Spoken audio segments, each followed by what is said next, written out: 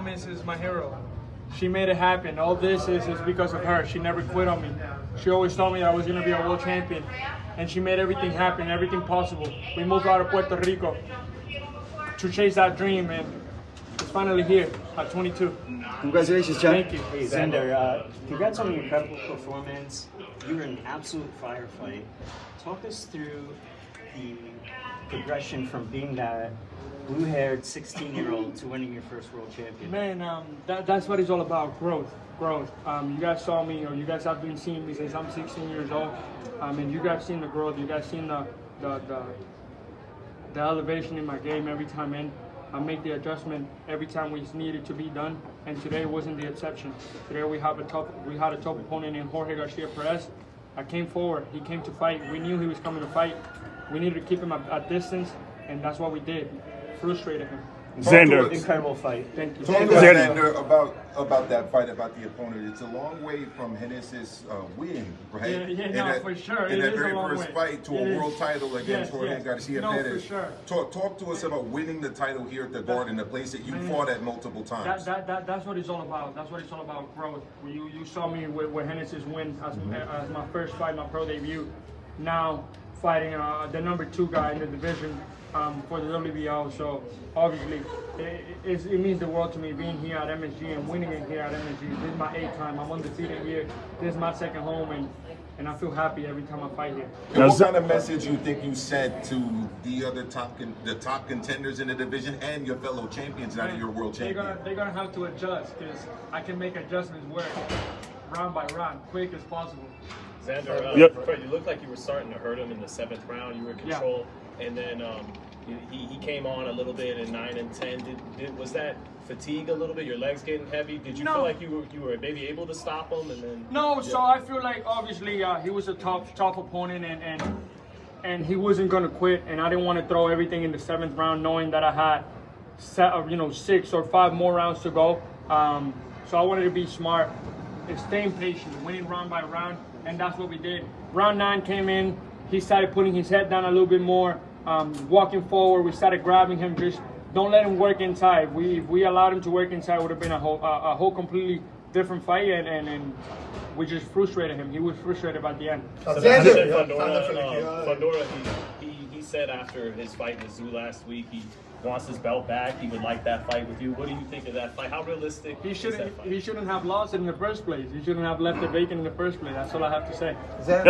He know where to contact us. Xander, talk about the crowd there for the theater, because the sound was deafening there when you came out, and then round by round when they were cheering for you with those power shots. Man, to be honest, going into the ring, it was a blur. I was just locked in. I knew I had a job to do inside, and I had to be perfect for 12 rounds. And, I did listen to the crowd cheering for me and stuff, but I was trying to stay locked in as much as possible. Now, talk about the movement during the fight, because you were moving as far as side to side and getting away from the range of Garcia's punches. So talk about that movement. It's all about. Hit and not get hit. When you can frustrate a guy by him throwing to the air and him missing big, that's when you got it in the bag, because now he's gonna either get shy or he's gonna continue to miss or big. Overcommit. And that's what he did. He continued to miss big, and we just started getting under those shots, wrapping him around, break, going back to controlling the fight. Xander, congratulations, champ. Primero que nada, aquí la unidad de Puerto Rico, hablarle un poco a la fanática de Puerto Rico y hablarnos un poco si vas a insistir con la compañía sobre la posibilidad de volver a pelear nuevamente en Puerto Rico. Pues sinceramente Bob Aaron me acaba de decir que mi primera defensa será en Puerto Rico. Obviamente ahora hay que esperar que eso se haga realidad. Siempre le he dicho, quiero pelear en Puerto Rico, quiero pelear en la isla, ya soy campeón del mundo, espero que se me dé esa primera defensa en la Isla del Encanto. Y a toda mi gente boricua, siempre me han apoyado, siempre me han dado el cariño desde el día 1, y estoy súper agradecido con todos ellos. And who would you like to fight if you had the choice in that homecoming matchup, Xander, in Puerto Rico? Whoever. I heard Backroom is looking for an opponent. Sebastian Fundora, I heard, won his belt back. So anybody in the division can get it now.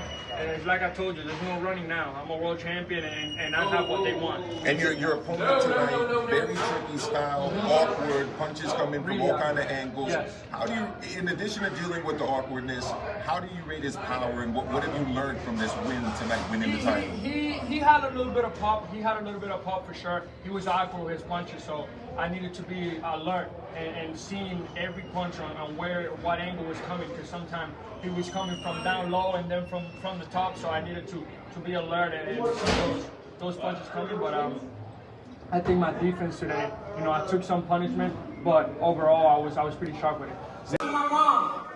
Emiliano, una victoria rápida. ¿A quién vas a pedir?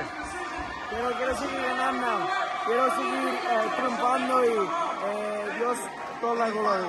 ¿Pensaste que lo ibas a derrotar tan rápido, sobre todo que es un rival fuerte? Yo quería ir pues la distancia, estábamos listos para 15 rounds, pero así Dios quería y pues puro para adelante, vamos para el próximo contrincante.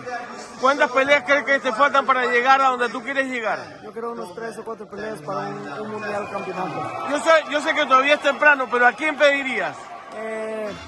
Cualquier tiene un 5, el WBC, WBA, WBO, IBF, lo que sea, ahí vamos. ¿Uno en especial? Del WBC, ¿quién es? El Matías, vámonos ese. México, Puerto Rico, ¿verdad? En México, Puerto Rico, en unos 3 o 4 peleas, ahí vamos. Gracias.